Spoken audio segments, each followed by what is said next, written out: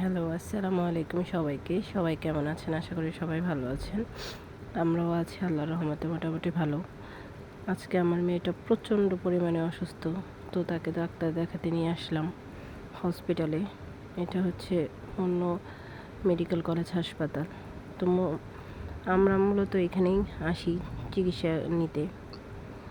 তো ওই যে দেখতেই পাচ্ছেন, তাকে ডক্টর দেখানো শেষ করলাম এবং মেডিসিন নিচ্ছি। এখন মেডিসিন নেওয়া শেষ করে চলে আসলাম মন্নরি এখানকার চাইনিজ রেস্টুরেন্টে।